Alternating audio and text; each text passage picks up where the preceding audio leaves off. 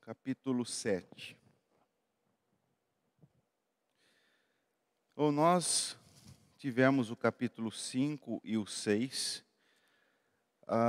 que formaram um parênteses e muitas coisas importantes e indispensáveis na providência de Deus aconteceram aqui. Se nós voltarmos aqui para o capítulo 4, para pegarmos o contexto, naquela conversa de Mordecai com Esther, em que Mordecai diz a Esther que se ela não fizer nada, em algum lugar vai se levantar para os judeus livramento. E a pergunta do livro que ele diz, quem sabe se para a conjuntura como esta que fosse levada a rainha? E a partir daí Esther abraça a causa, convoca ali um jejum, fala para Mordecai anunciar este jejum, para que todos pudessem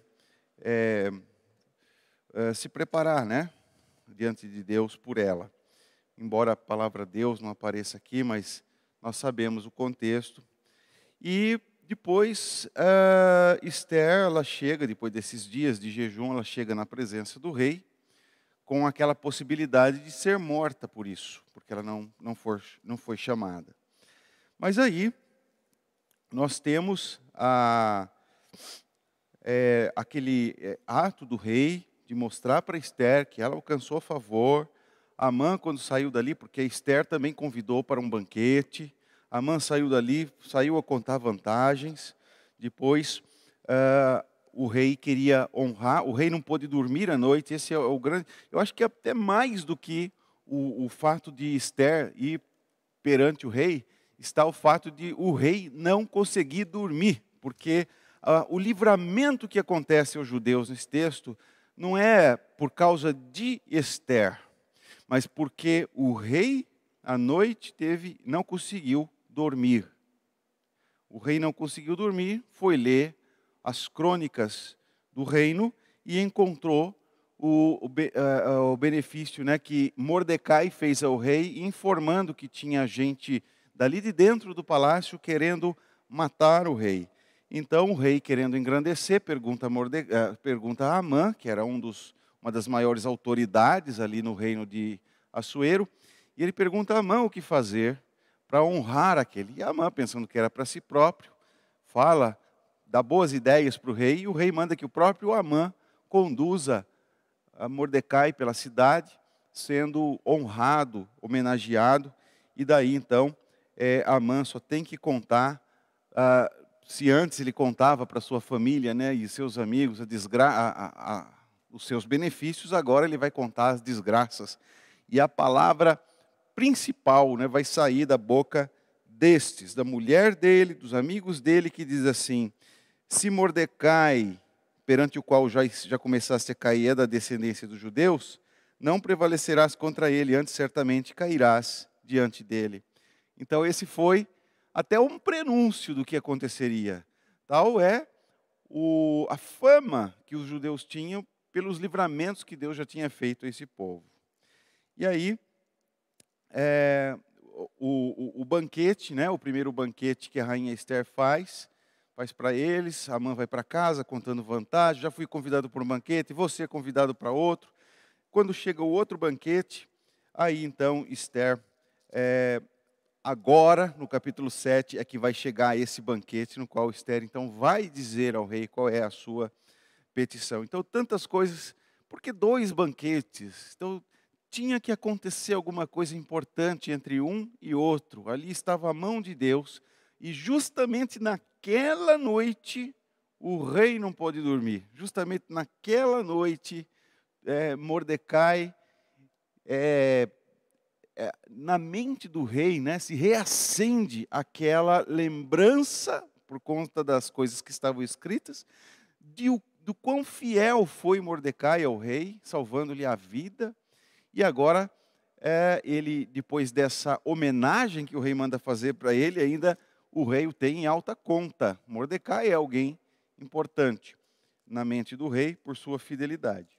Então, agora é que vai chegar o banquete mais importante, e o que nós vamos ver no capítulo 7. Veio, pois, o rei com Amã para beber com a rainha Ester. No segundo dia, durante o banquete do vinho, disse o rei a Ester: qual é a tua petição, rainha Ester? E se te dará, que desejas? Cumprir-se-á, ainda que seja metade do reino. Essa metade do reino ele já tinha mencionado as 2 vezes antes. E aqui pela terceira vez, né, ele diz isso. E a rainha Ester, ela tem aqui, né, qualquer um de nós seria tentado em pedir. Agora você pode aproveitar e pedir alguma coisa boa para você, né, que vai te beneficiar aqui nessa terra e tudo, mas ela não, ela mantém-se, ela escondeu a sua identidade, nós sabemos que tudo isso estava dentro da providência de Deus. Ela não disse que era judia, para que na circunstância certa ela pudesse dizer. Então, o rei não sabia disso. Então, respondeu a rainha Ester e disse: se perante ti, ó rei, achei favor, e se bem parecer ao rei, desse-me por minha petição a minha vida, e pelo meu desejo, a vida do meu povo.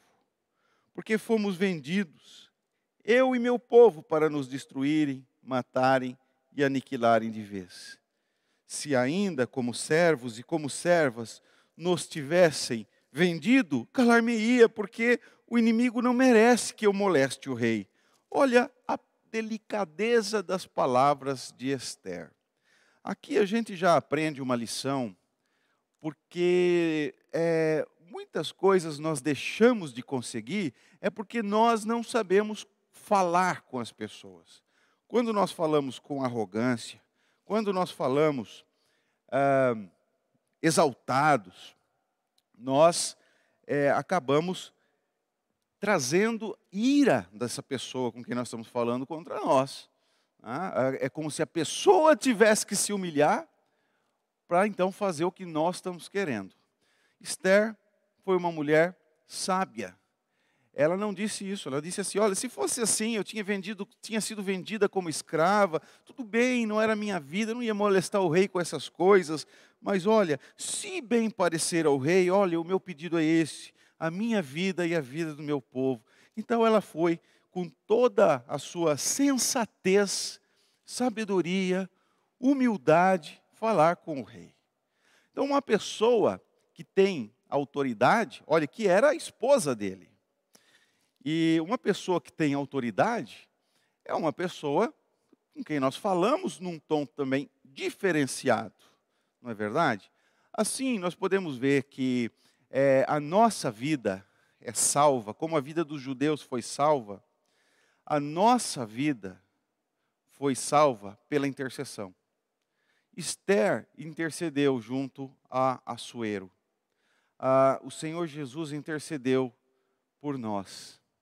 E nós, quando nós intercedemos, nós também temos que saber, maior do que Assuero é o Deus vivo e verdadeiro Pai de nosso Senhor e Salvador Jesus Cristo. Por isso, nunca falamos diante de Deus com exaltação ao nosso próprio nome, com arrogância, com exigências, qualquer coisa parecida como as seitas anunciam. Nunca. O Senhor, o Rei da Glória, muito mais. Com humildade nós devemos chegar diante dele. Não dizendo o que ele deve fazer, mas colocando como o próprio Senhor Jesus colocou: seja feita a tua vontade. Eu peço isso, mas que seja feita a tua vontade. Seja feita a tua vontade, assim na terra como nos céus. E ele nos ensina a orar. Se bem te parecer, ó Deus, nós devemos lembrar para não chegar diante dele. E aqui então, Ester, com sabedoria, diante da autoridade, ela pede pela vida do seu povo. Então falou o rei Assuero e disse à rainha Ester: quem é esse? E onde está esse cujo coração o instigou a fazer assim? E respondeu Ester: o adversário, o inimigo, é este mau Amã. Então Amã se perturbou perante o rei e a rainha. Olha o que acontece. Ela estava perante o rei e Amã também estava ali, apenas eles. E ela então denunciou Amã perante o rei. O inimigo dos judeus foi denunciado perante o rei. E ali ele já se perturbou, porque ele também não sabia que Ester era judia, e ele viu a expressão, a face do rei, a pergunta do rei, e a indignação do rei, quando ele pergunta quem é este cujo coração o instigou a fazer assim. Quem é este? É Amã, este mau Amã. E o rei não podia, olha só o que acontece agora, o rei não podia desfazer uma declaração que foi feita, um decreto que foi feito com o seu anel.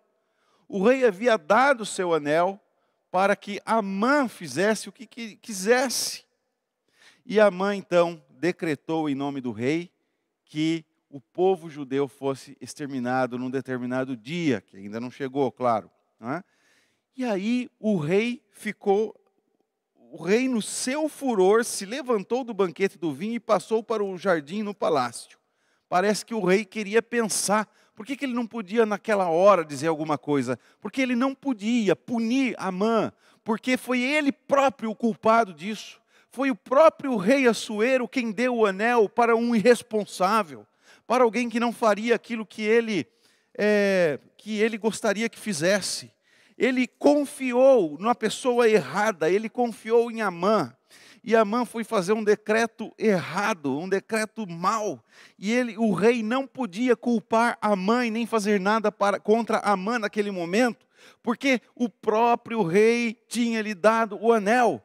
E o rei sai dali, furioso. Mas ele se levantou do banquete, passou para o jardim. Amã ficou. Amã estava desesperado. Nesse momento, quando a rainha já tinha dito, ele já tinha se perturbado perante o rei. Ele viu a fúria do rei, como o rei saiu perturbado dali e foi para o jardim. Ele deveria ter saído dali também, porque não se ficava num local com uma mulher, sozinho. E Amã, porém, ficou. Por que ele ficou? Ele estava desesperado. Ele que tinha decretado em nome do rei a morte dos judeus, agora fica a suplicar a uma judia, a uma mulher, pela sua própria vida. Ele ficou para rogar por sua vida a rainha Ester, pois viu que o mal contra ele já estava determinado pelo rei. O rei só não sabia como fazer ainda. O rei foi para o jardim, ele saiu dali furioso, ele não determinou nada, ele foi pensar. Mas, tornando o rei do jardim do palácio a casa do banquete do vinho, Amã tinha caído sobre o divã em que se achava Ester. Então ele estava tão desesperado, porque ele não poderia se aproximar da rainha dessa forma, ele não poderia nem estar naquela mesma sala com ela, mas ele ficou rogando por sua vida. Ele devia estar tão querendo se humilhar que ele acabou caindo sobre o divã em que se achava Ester. E então disse o rei, nisso então o rei chega, e o rei vê justamente uma situação constrangedora, e ele diz, acaso teria ele querido forçar a rainha perante mim na minha casa? Não é razoável pensar isso. Não é razoável que alguém que esteja perante o rei, a rainha, vendo que o rei está furioso com ele, queira agora abusar da rainha. Ninguém teria cabeça, ninguém teria espírito para isso. Certamente, Amã não estava ali para fazer isso com a rainha Ester, mas este foi o jeito. O rei Assuero não tinha como culpar Amã, mas estava furioso com Amã. Mas agora veio a deixa. A insanidade de Amã, a perplexidade como ele ficou, ele fez coisas insanas ali, ficando no mesmo ambiente e ainda chegando a cair sobre o divã onde estava a rainha, que o rei teve ali a oportunidade de incriminá-lo. tendo o rei dito essas palavras, cobriram o rosto de Amã. Quer dizer, os servos do rei já perceberam o que significava isso, e cobrindo o rosto de uma pessoa era para levar à morte. Então disse Arbona, um dos eunucos que serviam o rei: eis que existe junto à casa de Amã a forca de 50 côvados de altura que ele preparou para Mordecai, que falara em defesa do rei. Olha só, Mordecai, como Mordecai era lembrado até pelos eunucos do rei? Aquele que falara em defesa do rei. Amã tem uma forca ali, o que fazer com ele? Existe uma forca junto à casa de Amã, 50 côvados, que ele mandou fazer para matar Mordecai, que falou em defesa do rei. Aqui vem a grande ironia, né, dessa história. Amã faz uma forca para matar Mordecai, e ele próprio, ele ficou à noite ali fazendo aquela forca. Lembrem-se, irmãos, quando nós tratamos desse texto. Ele ficou ali, aquela noite, e foi para fazer uma grande forca. Para que no dia seguinte, no propósito dele, era para enforcar Mordecai. Mas no propósito de Deus, era para enforcar o próprio Amã, o inimigo do povo de Deus, aquele que queria exterminar o povo de Deus. Os irmãos se lembram, isso não é novidade desde as primeiras folhas da Bíblia. Quando Deus anunciou uma grande inimizade entre duas linhagens da humanidade. Nós sempre voltamos nesse ponto, porque ali nós temos o embrião, ou a semente, de toda a história da redenção, do próprio Evangelho ali. Essas duas linhagens, quantas vezes o povo de Israel tentaram exterminar o povo de Israel? Quantas vezes? Quantas vezes esteve por um fio a mensagem que Deus anunciou em Gênesis 3,15, quando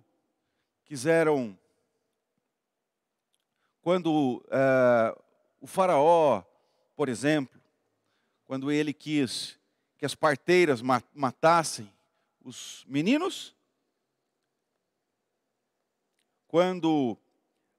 como aconteceu também com Jesus, né? Quando ele nasceu, também o rei Herodes queria matá-lo. Então, essas duas linhagens, elas sempre caminham juntas na história da humanidade, ou seja, não juntas no sentido de ser um só, mas as duas estão na história ao mesmo tempo, sendo que a semente ou a linhagem da serpente sempre quer exterminar a linhagem do povo de Deus, a linhagem da mulher. E aqui não foi diferente. Amã era da linhagem da serpente.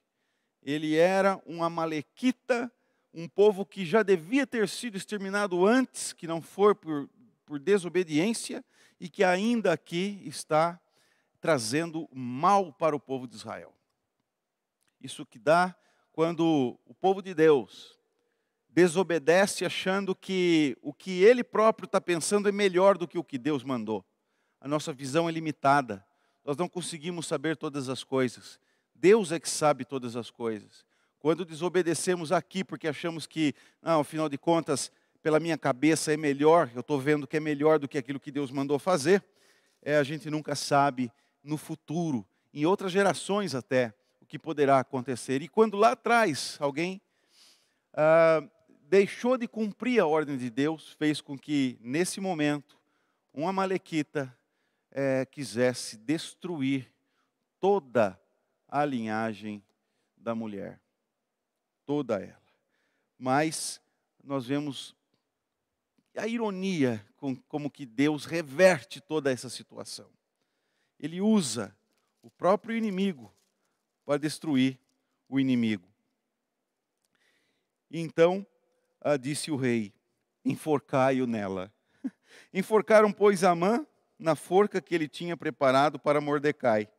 Então o furor do rei se aplacou. Nós vemos aqui, irmãos, mais uma vez, um resumo, uma ideia daquilo que vai acontecer no final dos tempos, quando Deus vingar os inimigos da igreja. Agora, todos os inimigos da igreja querem alcançar o que para eles é uma joia, calar a igreja, fechar a igreja, destruir a igreja. No final de tudo, deixa eles como estão. No final de tudo, o Senhor vai destruir a todos. O Senhor vai decretar a perdição eterna para todos aqueles que não creram no nome de Jesus, que não o reconheceram como Salvador, como Senhor, que lutaram contra a igreja. Naquele dia estará lá a forca de Amã. Naquele dia, todos aqueles que estão do lado de Deus e que não descreram da palavra de Deus e permaneceram fiéis, mesmo diante de toda perseguição e sofrimento, naquele dia a igreja verá todos os seus inimigos sendo julgados e condenados por Deus. Ao ler o Novo Testamento e as últimas coisas, nós não lemos novidade, senão naquilo em que é o cumprimento último de todas as coisas já anunciadas em Gênesis 3,15 e que vieram se repetindo figuradamente. Aconteceu isso, mas aconteceu para servir de figura as coisas que haveriam de vir. Aprendamos, então, aprendamos a estar na presença de Deus, a confiar em Deus no momento, perdoando e orando por nossos inimigos, mas deixando que Deus, no seu tempo, faça a sua parte, faça o juízo que é devido. Que assim, irmãos, sosseguemos a nossa alma perante o Deus Todo-Poderoso e nosso Salvador. Amém.